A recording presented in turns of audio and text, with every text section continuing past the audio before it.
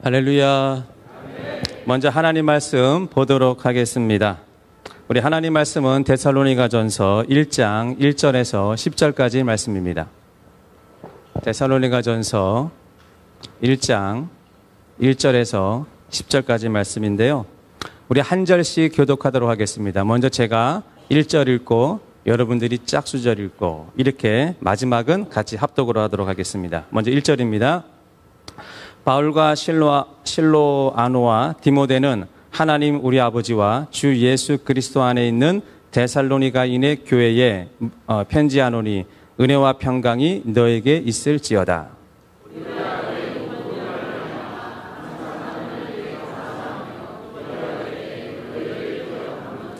너희의 믿음의 역사와 사랑의 수고와 우리 주 예수 그리스도에 대한 소망의 인내를 우리 하나님 아버지 앞에서 끊임없이 기억함이니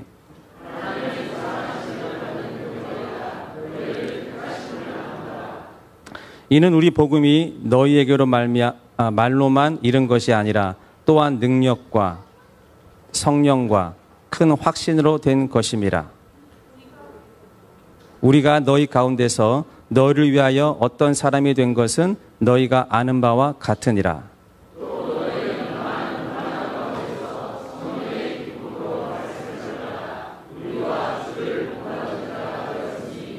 그러므로 너희가 마게도냐와 아가야에 있는 모든 믿는 자의 본이 되었느니라.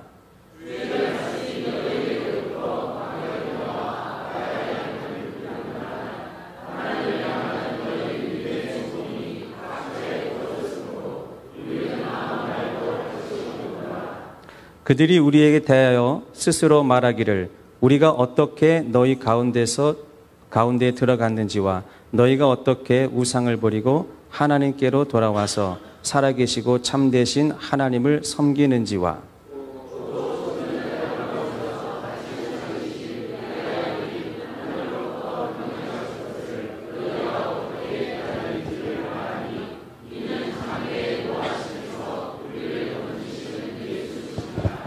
아멘. 잠시 기도하겠습니다. 살아계신 하나님 아버지 감사합니다. 성령님 사랑합니다. 예수님 의지합니다. 이곳 가운데 우리와 함께하여 주옵시고 또 우리가 말씀을 들을 때에 우리의 마음의 문을 활짝 열어주셔서 하나님의 말씀이 우리 심령 가운데 잘 박힌 못처럼 박히게 하여 주옵소서. 예수님의 이름으로 감사하며 기도했습니다. 아멘. 할렐루야. 제가 사실은요 이렇게 마이크를 손에 잡고 하는 설교를 잘 못합니다. 그냥 이렇게 스탠드에 세워놓고 하는 게 익숙해 있는데 그 마이크를 잡으니까 손이 좀 자유롭지 못한데 우리 목사님은 마이크를 이렇게 잡고 하시고 또 마이크를 잡다 보니까 스테이지를 넓게 쓰시더라고요. 그래서 여기서부터 저기까지 왔다 갔다 하시는데 이렇게 잡고 있으니까 여기가 너무 좁아요. 그래서 저 좀 잠깐 옆으로 나가도록 하겠습니다. 제가 인도네시아 선교를 갔다가 돌아오는 길입니다. 돌아올 때 한국을 잠시 들려서 이제 미국을 가야 되는데 목사님께서 잠깐 들렸다 가라, 보고 싶다 이렇게 말씀하셨어요. 사실 저도 순천 순복음교회 꼭 한번 와보고 싶었습니다. 근데 살다 보니까 또 사역을 하다 보니까 여건이 잘 풀리지가 않았습니다. 그래서 늘 마음속에 하나님 언제 기회가 되면 한번 방문하게 해주세요. 그런 마음을 늘 가지고 있었고 또 무엇보다도 제 기억 속에 있어서 임창표 목사님은 잊을 수가 없는 분이에요. 그래서 늘 보고 싶고 궁금하기도 하고 근데 목사님이 왔다 가라고 하니까 이제 오겠다고 스케줄을 조정해서 내려왔는데 오는 길에 하면서 봐 내가 목사님을 만난 지 몇 년 됐지 하고 계산을 한번 해봤습니다. 40년 만에 보는 겁니다. 40년. 제가 1985년도에 신약교회 가서 목사님을 처음 뵀어요. 근데 목사님이 신학생들 앞에서 특별히 또 제 앞에서 그러시는 거예요. 신학생은 산기도를 다녀야 돼. 우리 학교에 삼각산 기도가 있는 걸 알아? 이렇게 얘기를 하시는 거예요. 그래서 그때 저는 1학년이고 4학년이면 하나님 다음에 높은 분이 4학년 선배 아니겠어요? 그래서 그런 게 있냐고. 그래서 뭣도 모르고 초장부터 학교에 입학하자마자 목사님을 따라서 삼각산 산기도를 처음 다녔습니다. 그 북악터널 앞에 연예인교회가 있는데 우리 신학생들이 각 교회에서 사역을 하고 주일날 되면 밤 11시에 연예인교회 앞으로 다 모여요. 그래서 연예인교회에서 모여서 12시가 되면 일렬로 서서 삼각산을 올라갑니다. 그래서 올라가서 밤새 부르짖고 기도하고 그때는 새벽에 차가 안 다녔어요. 그래서 차 다니는 첫 차 다닐 때 4시 반쯤 되면은 각자 기도한 자리로 모여서 내려와서 그리고 흩어지는 그런 문화였습니다. 그래서 매주마다 이제 삼각산을 다니고 그렇게 하는데 제가 지금도 잊지 못하는 거는 1985년도 4월 초파일 날 그날이 주일이었어요. 4월 초파일이 무슨 날이죠? 예, 석가탄신일이죠. 다른 때와 다르게 삼각산에 요란한 거예요. 딴 때는 밤에 올라가는데 다 조용한데 그날만큼만 저쪽에서 목탁 소리도 들리고 징 소리도 들리고 근데 이제 우리 랜턴 들고 이렇게 올라가는데 임창규 목사님하고 저랑 같이 걷게 됐습니다. 올라가면서 제가 그랬어요. 선배님, 오늘은 좀 무섭습니다. 그때 임 목사님이 제 등을 툭 치시더니 뭐가 무섭다고 그래? 괜찮아, 올라가! 이러는 거예요. 그래서 올라갔어요. 올라가서 모여서 잠깐 예배 드리고 각자 기도하는 자리가 있습니다. 산에. 그래서 저는 제 기도 자리로 가서 거기서 기도를 열심히 부르짖고 있는데 저는 환상을 보는 줄 알았어요. 열심히 부르짖는데 목탁 소리가 크게 들리는 거예요. 이게 귀신이구나 싶어가지고 더 큰 소리로 부르짖는데 목탁 소리는 점점 커지는 거 있죠. 그러면 사람이 기도하다가 느낌이라는 게 이상해서 기도하다 사실 눈을 안 뜨는데 막 방언으로 기도하다가 한눈을 이렇게 떠서 봤는데 내 앞에 스님이 서 있었어요. 스님이 나를 바라보고 목탁을 두들기면서 나는 열심히 기도하는데 스님은 내 앞에 서가지고 목탁을 이렇게 두들기고 여러분 그때 심정 어떤지 아십니까? 정말로요 간이 떨어지는 줄 알았고요 뒤로 넘어질 뻔했어요.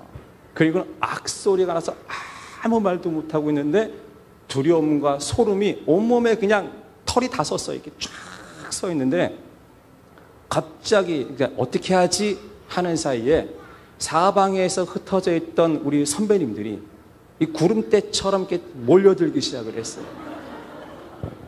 그리고는 제 앞에 서 있는 스님을 주변으로 서클, 동그랗게 이렇게 못 도망가게 가운데 이렇게 탁 세워놨습니다.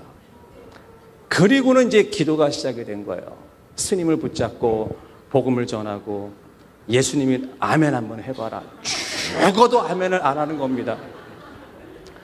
한 30분을 씨름하다가 아멘도 안 해. 기도밖에 방법이 없잖아요. 우리 기도하자고. 그래서 하나님 이 영혼을 불쌍히 해달라고 막 기도하는데 막 열심히 땀을 흘려 기도하는데 스님은 뭐 하고 있어요? 네, 목탁을 두들고. 여러분 보셨어요? 우리는 기도하고 있는데 스님은 목탁을 막 두들기는 거예요. 기도 소리와 목탁 소리. 근데 갑자기 목탁이 기도하는데 방해가 되잖아요. 그러니까 어떤 선배님 한 분이 목탁을 못 두들기게끔 손을 붙잡았어요. 그러니까 두들기려고 하는데 이건 안 되고 막 기도하던 그런 일이 있었어요. 열심히 기도하는데 갑자기 누군가 스님 머리 위에 손을 탁 얹는 거예요. 막 기도하는데 보니까 임 목사님이었어요. 나도 용기가 생겨 나도 얹자 이래가지고 저도 스님 머리에 안수를 이렇게 이제 했습니다. 그리고 열심히 기도하는데 결국은 스님이 받아들이지를 않더라고요. 얼마나 악한 영에 붙잡혀 있든지. 그리고는 내려가는 일이 있었습니다. 그 사건이 제 기억 속에서 잊지 못하는 영적인 담대함도 경험하게 되고, 목사님 통해서 제가 산기도를 삼각산을 2년을 다니게 되고, 이런 추억이 있었던 거예요. 그래서 서울에서 내려오는 내내 가슴이 설레는 거예요. 목사님이 어떻게 보냈을까. 마치 애인 보러 가듯이 기대감도 있고, 하나님, 제가 이곳에 하나님이 설교할 수 있는 기회를 주셨는데 가서 무슨 말씀을 전해야 됩니까? 성령님 도와주세요 했는데, 성령님께서 데살로니가전서 1장 1절에서 10절 말씀을 주셨어요. 그 말씀을 쭉 읽는데 특별히 8절 말씀이 제 눈에 들어왔습니다. 우리 방송실은 8절 말씀 한번 띄워줄 수 있습니까? 예. 자, 자막에 나왔는데 우리 같이 한번 읽어보겠습니다. 큰 소리로 읽겠습니다. 시작. 주의 말씀이 너에게로부터 마게도냐와 아가야에만 들릴 뿐 아니라 하나님을 향하는 너희의 믿음의 소문이 각처에 퍼졌으므로 우리는 아무 말도 할 것이 없노라. 아멘. 자, 이 말씀을 보니까 다시 자막 좀 띄워주세요. 너희 믿음의 소문이 각처에 퍼졌으므로, 이렇게 나와 있습니다. 사람은 소문이 잘 나야 되거든요. 그래서 소문에 대한 메시지를 좀 전해야겠다, 이런 마음을 가지고 오늘 오게 되었습니다. 사랑하는 성도 여러분, 사람은요 이미지라고 하는 걸 가지고 있습니다. 어떤 사람을 보면 딱 인상이 찡그러지는 사람이 있어요. 이제 자막 내려주셔도 됩니다. 딱 보면 인상이 찡그러져요. 마음이 불편한 사람이 있어요. 근데 만나면 보고 싶은 사람이 있고, 또 기분 좋은 사람이 있고. 이게 뭐죠? 이미지입니다. 이미지. 근데 그 이미지는 누가 만드는 겁니까? 다른 사람이 나의 이미지를 만들어주는 것이 아니고 내가 나의 이미지를 만들고 있습니다. 그런데 사람들에게 물어보면 당신은 어떤 이미지인 것 같습니까? 착한 사람 같아요? 나쁜 사람 같아요? 라고 물어보면 사람들은 다 자기 자신이 착하다고 생각해요. 그게 바로 착각이에요. 내가 내 자신을 아무리 나는 이런 사람이야, 나는 이런 사람이야 라고 얘기를 한다고 해도 다른 사람이 나를 보고 아니야 라고 하면 그런 거죠. 나는 동그란 사람이야 이렇게 아무리 외쳐도 주변에서 나를 보고 저 사람은 삼각형이야 라고 한다면 그 사람은 삼각형이 되는 겁니다. 그렇죠? 그러니까 이미지가 굉장히 중요한 거예요. 그래서 사람은 좋든 싫든 간에 사람들은 다 이미지를 가지고 있어요. 그래서 오늘은 소문에 대한 말씀을 제가 좀 할 텐데, 오늘 본문의 배경을 우리가 먼저 알아야 됩니다. 우리가 하나님의 말씀을 대할 때 이것이 어떤 환경과 어떤 배경 속에서 쓰여진 말씀인지를 알아야 우리가 해석을 제대로 할 수 있을 거 아니겠어요? 그리고 본문의 내용을 정확히 알고 난 뒤에 그 말씀을 알게 되면, 이해하게 되면 성령께서 반드시 우리에게 깨달음을 주십니다. 성령이 하시는 일이 뭐냐? 하나님의 말씀은 살았고 운동력이 있어. 좌우의 날선 어떤 검보다도 예리하여 우리들의 홍과 관절과 골수를 찔러 쪼개기에 부족함이 없다고 했기 때문에 하나님의 말씀을 정확히 배경을 알고 난 뒤에 읽게 되면 내 안에 계신 성령께서 우리에게 이 말씀을 통해서 나에게 깨달음을 주신다는 얘기예요. 근데 많은 사람들은 그 깨달음에서 끝나요. 오늘 깨달았어. 오늘 설교 좋았어. 오늘 본문만과 말씀 가운데 이런 게 있었어 라고 하지만 그 다음 단계가 있는 거죠. 내가 깨닫는 것으로 끝나는 것이 아니라 그 깨달음 속에서 내 삶에서 하나님께서 지금 나에게 요구하는 것이 무엇이냐는 겁니다. 맨날 깨닫는 사람들은 아무런 변화가 있지 않아요. 하나님의 시선에서 보자고요.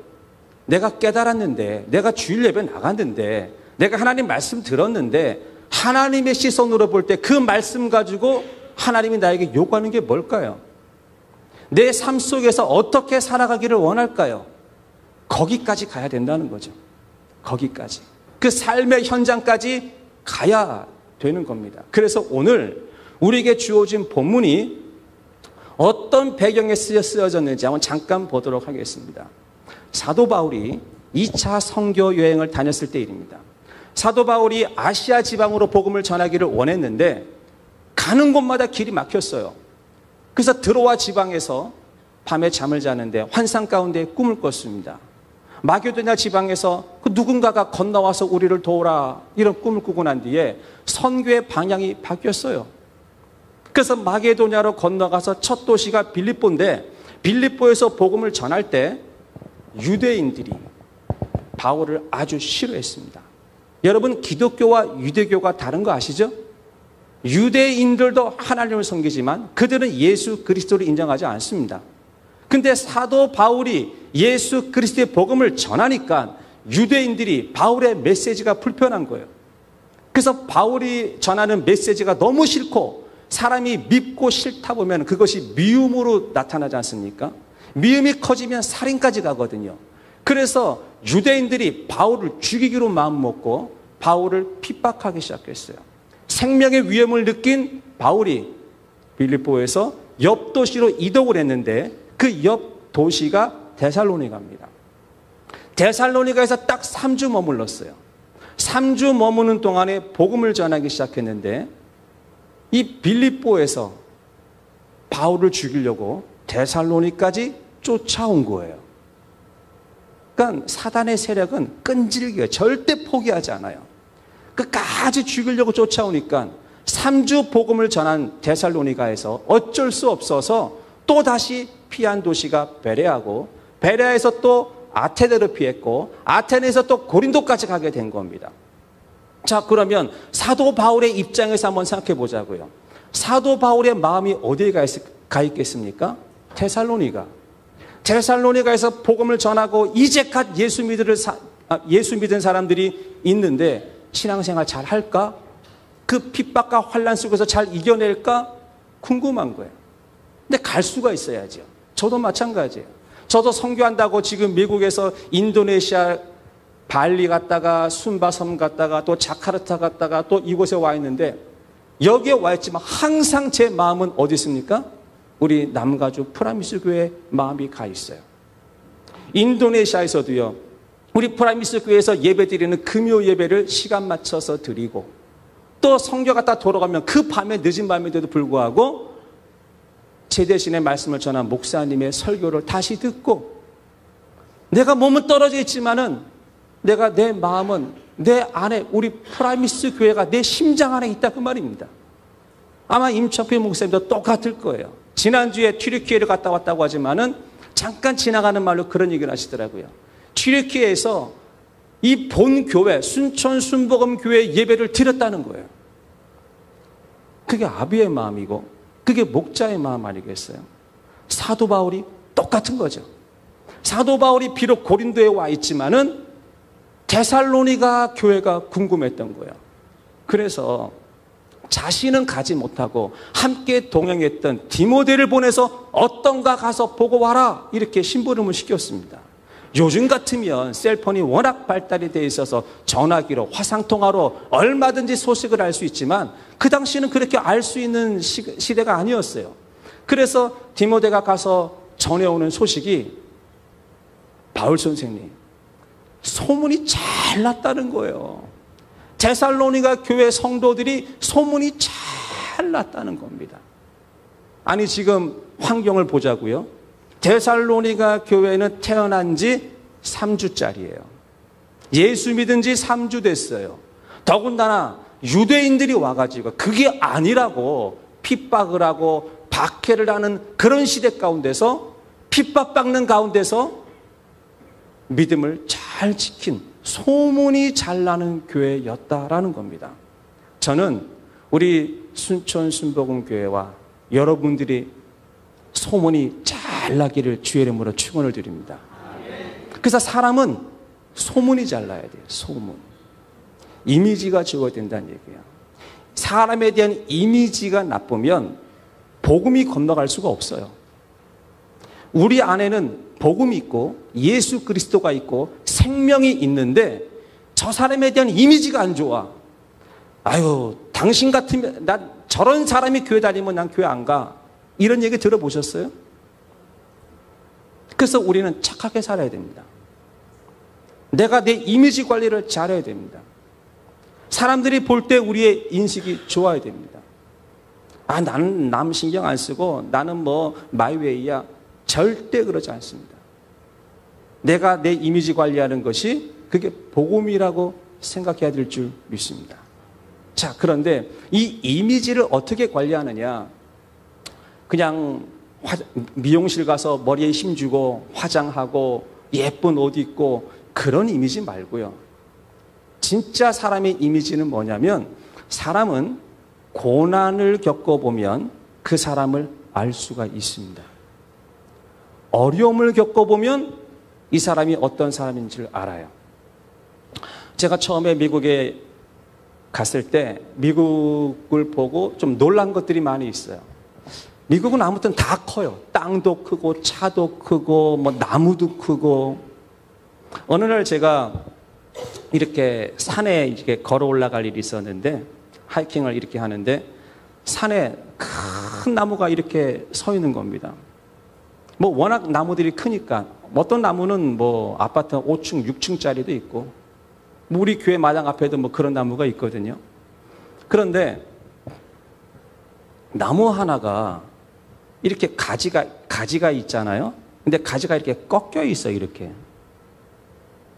뭐 누가 꺾은 것 같지는 않은데 이렇게 꺾여 있는 거예요. 그래서 누가 꺾었지? 보니까 무게에 무거워서 꺾인 거예요. 바람도 불고 하다 보니까 이게 꺾인 거죠. 지나가면서 보니까 신기한 건 분명히 가지가 이렇게 꺾였는데 그 꺾인 끝에 꽃이 피더라는 얘기죠. 신기한 걸 봤습니다. 꺾였는데 꽃이 피네.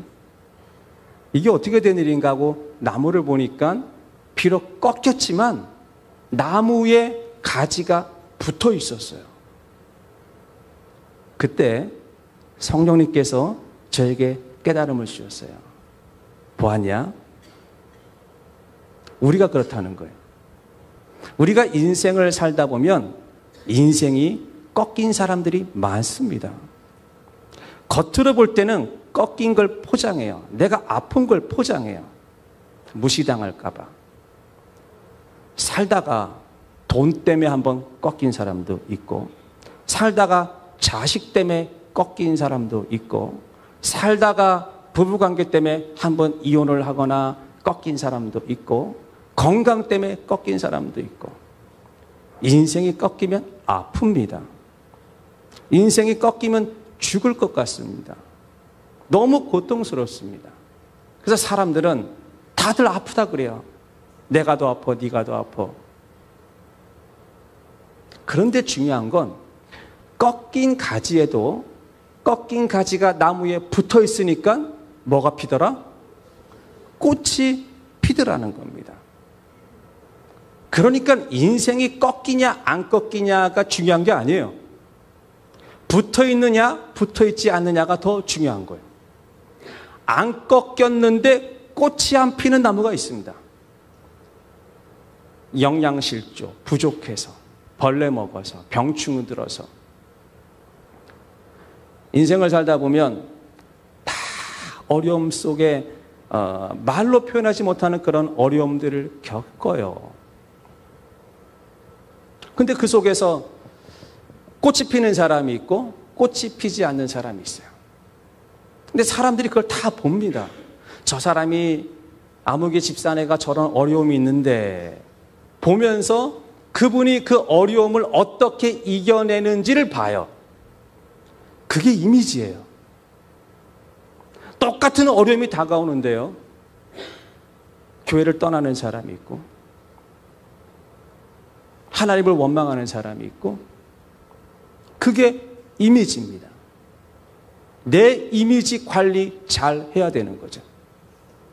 그래서 나에 대한 소문은 내가 만드는 거예요. 남들이 나를 착하게 봐주겠지. 아니에요. 천만의 말씀이에요. 내가 그렇게 살아야 되는 거고, 내 삶 속에서 문제가 다가왔을 때 우리가 이걸 어떻게 이겨내느냐라는 겁니다. 아멘.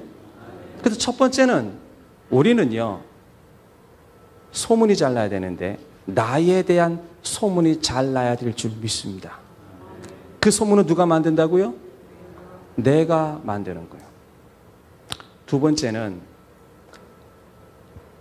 순천 순복음교회에 대한 소문이 잘 나기를 주의 이름으로 축원을 드립니다. 아멘. 그래서 저는 소문이 전도지고 소문이 복음이라고 생각을 합니다. 제가 미국에서 대학원에서 공부를 하는데 미국 교수님이 한 분이 들어오셨어요. 그리고는 이 미국 교수님이 수업 중에 이제 한국 목사님들 학생이 쭉 이렇게 많이 있었거든요. 근데 수업 중에 갑자기 이런 얘기를 해요. 여기 한국 목사들 많이 앉아 있는데 한국 목사님들 내 말 잘 들으세요 이러는 거예요. 그리고는 무슨 얘기를 했냐면 여러분들은 다 목회자이기 때문에 언젠가는 교회를 담임하고 또 교회를 건축할 일이 있을 거라는 얘기죠. 그러면서 하시는 말씀이 교회는 부수기 쉽게 지으세요 이러는 거예요. 느낌이 아직 안 오시나 본데 한번 다시 따라하세요. 교회는 부수기 쉽게 지으세요. 제가 그 얘기를요 듣고 이렇게 망치로 한 대 딱 맞은 느낌이었습니다. 저는 지금까지 목회를 이제 한 30년 정도 이렇게 하고 있는데 처음 들어본 얘기였어요. 원래 우리 기존 고정관념은 교회는 튼튼하게, 교회는 멋지게, 교회는 웅장하게 이렇게 지어야 되는 거 아니겠어요? 그런데 미국 교수님이 한국 목사님들 잘 들으세요 하면서 뭐라고 말씀하셨냐면 교회는 부수기 쉽게 져라. 제가 그 얘기가 가슴에서 떠나지 않았습니다. 왜 교회를 부수기 좋게 지어야 되느냐? 여러분 생각해 봅시다. 교회를 대리석으로 쫙 짓고 유리를 그냥 쫙 올리고 뭐 태풍이 와서 돌이 날아와도 유리가 안 깨지고 이렇게 교회를 멋들어지게 지어놓게 되면 그 다음에 무슨 일이 생기냐면 미련이 남아서 교회를 떠날 수가 없어요. 그거 짓는데 모든 열정과 모든 에너지가 거기에 다 뺏기는 거죠. 교회의 존재 목적이 뭐고 교회의 방향성이 뭡니까? 교회의 방향성은 영혼 구원 아니겠어요? 아멘.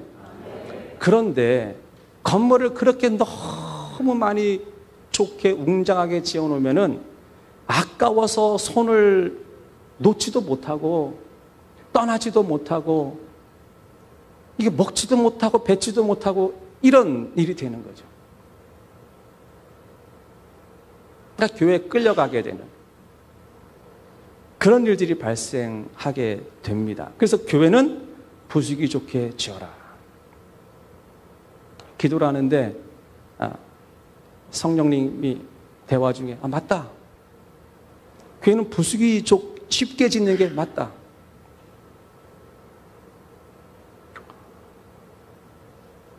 그럼 교회는 뭐냐는 거죠. 우리가 예배 드리기 위해서 바람 막아주면 충분한 거고 비 안 새면 되는 거고 햇볕 막아주면 되는 거 아닙니까? 좀 맞으면 끄덕끄덕 해보세요. 네. 전 그렇게 생각해요. 여러분은 어떻게 생각할지 모르지만 전 그렇게 생각해요. 우리가 말씀 듣고 말씀에 집중하는데 방해 안 되도록 조건만 갖춰주면 되는 거예요. 네. 그러면 만족한 거죠. 근데 그 이상으로 짓게 되면은 이건 너무 과한 거예요. 모든 에너지는 예배에 집중하게끔 되어 있는 겁니다. 그래서 교회는 어떻게 지으라고요? 부수기 좋게 지어야 돼요. 우리 임 목사님이 황 목사 우리 교회는 다 이렇게 졌어. 하나님이 제가 2011년도에 개척을 했는데 정말 은혜 가운데 교회에 부흥을 주셨어요. 이민사회에서 제가 그 당시 개척할 때 교회 개척 생존율이 몇 %였냐면 1%가 안 됐습니다. 교회에 대한 이미지와 또 이민사회 또 특수성과 여러 가지가 있습니다. 교회를 개척하면 생존율이 1%가 안 되는데 하나님께서 기적을 베풀어 주셨어요. 교회가 부흥이 되는 거예요. 그래서 저희도 교회를 새로 건축할 수 있는 기회가 만들어졌는데 교회를 이렇게 둘러보다가 사실 처음에 제 마음에 눈에 들지 않는 빌딩이 하나 있었습니다. 너무 낡았어요. 너무 적어. 그래서 속으로 이건 아니다 하고 제껴놨는데 마음이 불편한 거예요. 성령께서 불편하게 하시는 거죠. 기도 가운데 그 건물을 들어가기로 마음먹었어요. 비록 낡고 허름한 건물이지만 예쁘게 꾸미는 건 우리 몫이잖아요. 그래서 리모델링을 다시 하고 페인트를 칠하고 예쁘게 꾸며가지고 예배를 드리고 났는데 얼마 있지 않아서 코로나가 터졌어요. 만약에 제가 더 큰 욕심을 내서 큰 건물을 샀다면 그때 모든 교회와 무슨 기관들 모든 거 다 셧다운 됐는데 어떻게 할 뻔했습니까? 늘 우리는 성령에 민감해야 되는 거죠. 그래서 교회 이미지가 중요한 거예요. 그럼 교회는 뭐 하는 곳이냐는 거죠. 교회는 영혼을 살리는 곳입니다. 믿으십니까? 그래서 교회의 관심은 영혼에 관심을 둬야지 건물이나 하드웨어나 이런 곳에 관심을 두면 안 되는 거야. 그래야 좋은 소문이 나는 거예요. 건물 번듯하게 지어주면 그게 무슨 소문 나겠습니까? 아방궁 같다. 뭐 별의별 소문 나지 않겠어요? 하지만 교회에서 뭘 하냐는 거죠. 이 교회가 하는 일이 뭐냐는 거예요. 영혼을 살리는 일, 생명을 구하는 일을 한다고 한다면 교회의 소문이 안 날 수가 없습니다. 아멘? 왜냐? 여러분, 교회는 다들 아픈 사람들이 오는 거 아니에요? 정상적인 사람은 교회에 올 이유가 없어요. 골프 치러 가고 여행 다니고 다 들로 산으로 바다로 놀러 다니지 다 아픈 사람들이 오는 곳이 교회예요. 아픈 사람들이 와서 이곳에서 죽은 영혼이 살아나고 병이 고침받고 사람이 회복되고 그게 교회 아니겠습니까? 이런 소문이 나는 교회가 진짜 교회라는 것이죠. 이게 데살로니가 같은 그런 교회인데 저는 우리 순천 순복음교회가 사람 소문도 잘 나지만 교회 소문도 잘 나는 그런 교회가 되기를 소망합니다. 마지막 하나만 더 보고 마치겠는데요. 저는 교회를 딱 두 종류로 봅니다. 선교하는 교회, 선교 안 하는 교회. 이 세상의 모든 교회는 제가 볼 땐 딱 두 종류예요. 선교하는 교회가 있고 선교 안 하는 교회가 있습니다. 그러면 보세요. 항상 우리의 포커스와 시선은 하나님이 어떻게 생각할까를 봐야 되는데 하나님이 교회를 바라보실 때 어디에 하나님의 마음이 어디에 더 가 있겠습니까? 하나님의 마음이 선교하는 교회에 가 있겠습니까? 아니면 하나님의 마음이 선교하지 않는 교회에 가 있겠습니까? 전자예요, 후자예요? 제 질문이 너무 어려운 것 같아 보이는데 다시 하나님의 마음이 1번 선교하는 교회가 있다.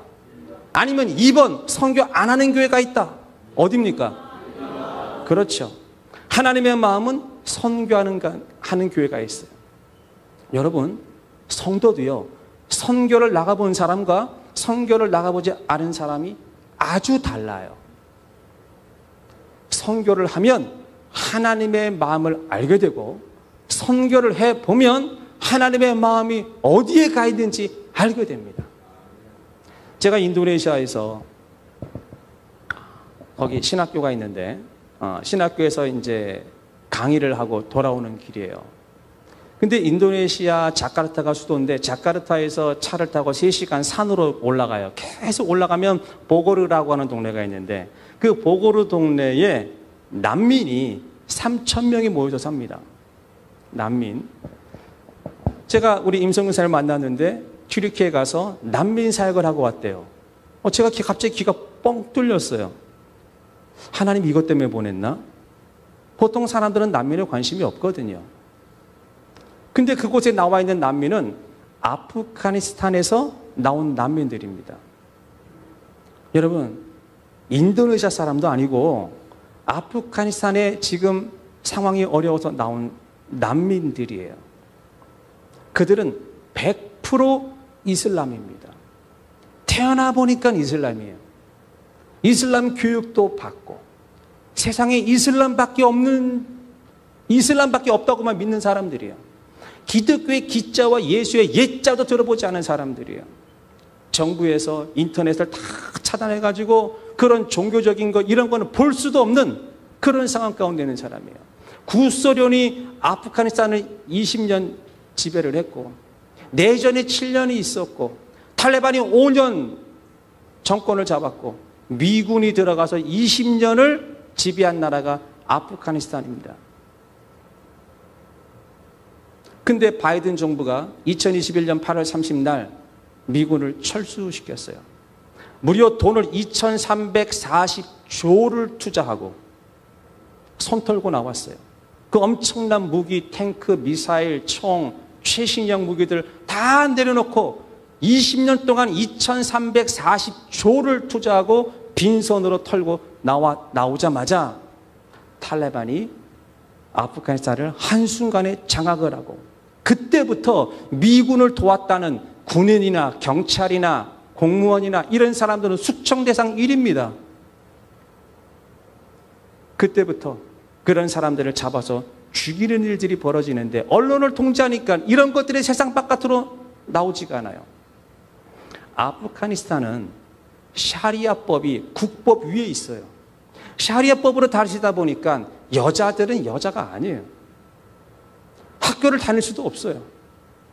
히잡과 부르카 이런 거 다 쓰고 다녀야 돼요. 미군 철수하고 난 뒤에 샤리아법으로 다스리면서 많은 사람들을 핍박하기 시작을 했고 여자는 대학을 못 가게 해야 되는데 여자가 대학을 가는 걸 통제하면 유엔 인권위에서 많은 질타가 들어오니까 여자 기숙사의 음식에 독을 타가지고 애들을 다 죽게 만들어요. 아무것도 모르고 여학생 하나가 음식을 먹다가 쓰러졌어요. 그리고 구급대에 실려가서 위세척을 해가지고 살아난 여학생이 있어요.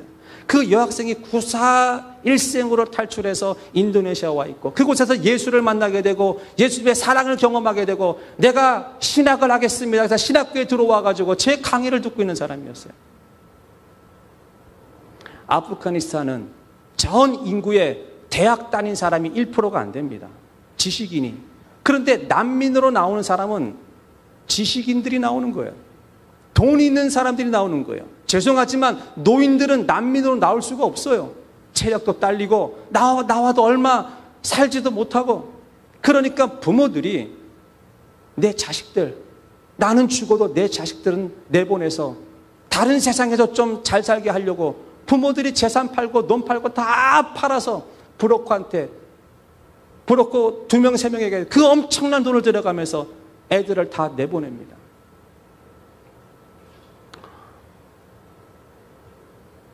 저는 처음에 난민 그러면 그냥 별로 제가 난민을 알지도 못했고 이슬람도 알지도 못했어요. 이슬람은 나하고 거리가 먼 사람들이라고 생각했어요. 근데 어느 날부터 하나님께서 이슬람을 품게 하시고 내가 왜 하필이면 인도네시아를 품었을까? 이런 생각들을 많이 하게 됩니다. 여러분, 난민은요, 여러분 난민으로 나오는 사람을 보세요. 난민의 65% 이상이 다 젊은 사람들이에요. 젊은이들이죠. 그 사회 고급 인력들이죠. 지식인들이죠. 이들은 마음이 열려있는 사람들이에요. 왜냐하면 자기 민족이 자기를 죽이려고 하는 경험을 했기 때문에 세상에 나와서 마음이 열려있는 사람들이에요.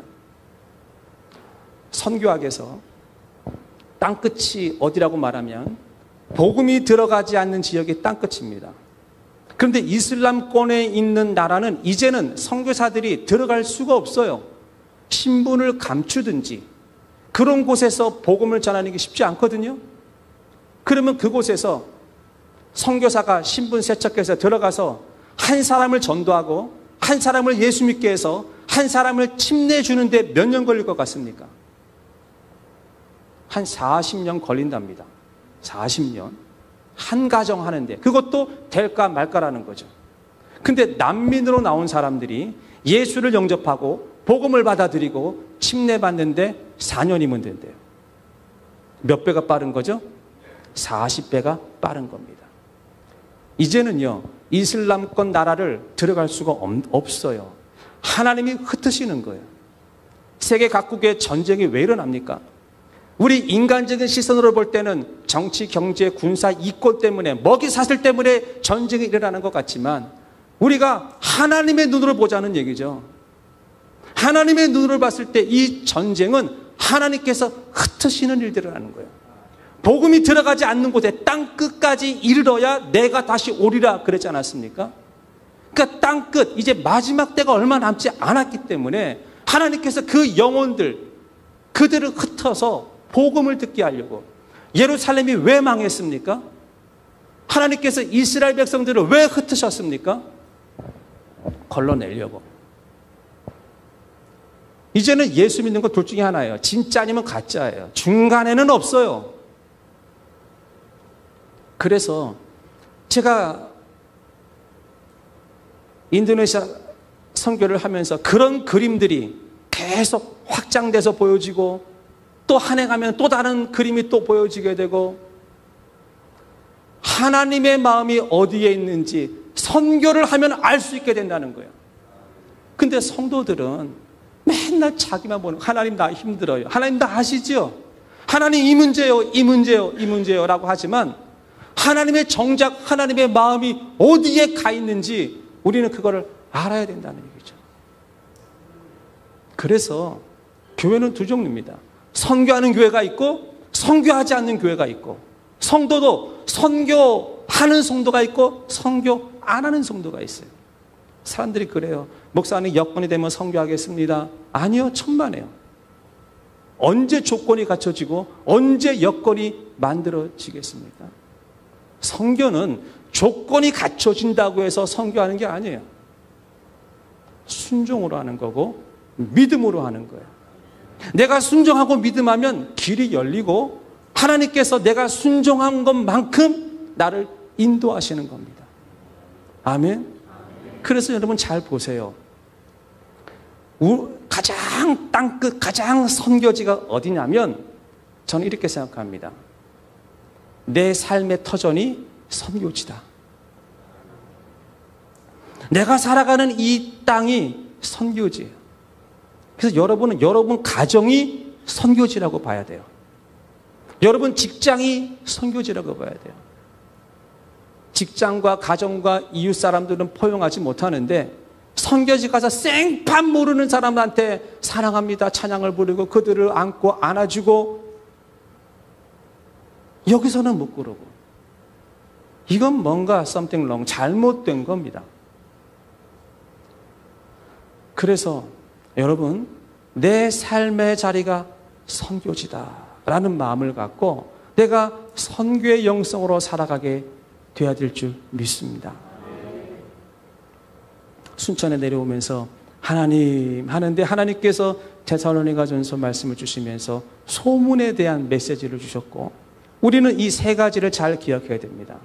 첫 번째, 여러분 내 소문 잘 나야 됩니다. 아멘. 우리 순천 순복음교회 소문 잘 나야 됩니다. 아멘. 그리고 여러분 선교하셔야 됩니다. 하나님이 가장 기뻐하는 거예요.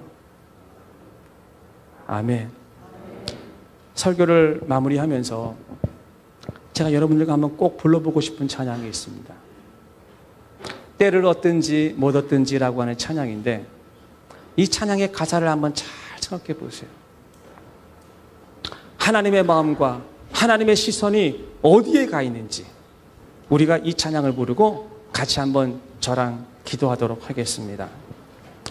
하나님의 눈물과 예수님의 심장과 성령님의 손길로 우리 가사를 생각하면서 같이 한번 불러보도록 하겠습니다.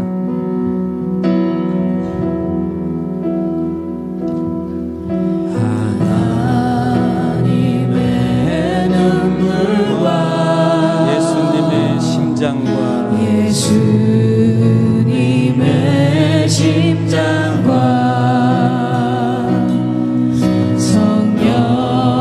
성령님의 손길로 나의 영혼 고치소서.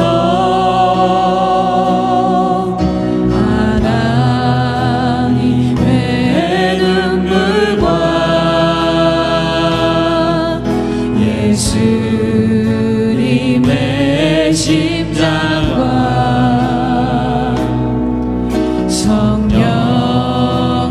성령님의 손길로 이 복음을 전하리라. 이 복음을 전하리라. 잊혀져서는 안 될, 잊혀져서는 안 될 영혼과 포기할 수 없는 저 땅을 향해 생명의 말씀 들고 가리라. 때를 얻든지 못 얻든지 잊혀져서는 안 될 영혼과 잊혀져서는 안 될 영혼과 포기할 수 없는 저 땅을 향해 생명의 말씀 들고 가리라. 우리 다시 한번 고백하도록 하겠습니다. 잊혀져서는 안 될 영혼과 잊혀져서는 안 될 영혼과 포기할 수 없는 저 땅을 향해 생명의 말씀 들고 가리라. 때를 얻든지 못 얻든지 때를 얻든지 못 얻든지 때를 얻든지 못 때를 얻든지 못 얻든지 때를 얻든지 못 얻든지. 사랑하는 성도 여러분, 이 시간에 두 눈 한번 감아보시기 바랍니다. 그리고 오늘 들은 말씀을 한번 생각해 보시기 바랍니다. 모든 사람들은 좋든 싫든 간에 이미지를 가지고 있습니다. 나는 사람들에게 어떤 이미지로 보여질까? 내 모습을 통해서 예수님의 모습이 보일까? 하나님, 내가 내 이미지 관리 잘하게 도와주셔서 내 삶이 예수님을 전하는 삶이 되게 도와주십시오. 내 모습에서 예수님의 향기가 나타날 수 있도록 주님 도와주십시오. 우리 이렇게 기도해야 됩니다. 여러분이 몸담고 있는 우리 순천 순복음교회가 하나님 소문 잘 나는 교회 되게 도와주십시오. 사람을 살리고 생명을 살리는 교회가 될 수 있도록 도와주옵소서. 그리고 하나님의 마음이 어디에 가 있는지 기억해야 됩니다. 하나님의 마음은 땅끝에 가 있고 영혼을 전하는 곳에 가 있고 선교지에 가 있습니다. 여러분들이 만약에 선교지에 나갈 기회가 못 된다면 이 삶의 자리가 선교지라고 기억하시고, 하나님 내가 이곳에서 선교의 영성을 갖고 살게 도와주시고, 하나님 나갈 수 있는 환경의 문을 열어주셔서 하나님 나도 땅끝까지 나가 복음을 전하는 삶을 살게 도와주옵소서. 기도해야 됩니다. 우리 다 같이 이런 마음으로 주여 삼창하시고 우리 하나님 앞에 통성으로 기도하겠습니다. 주여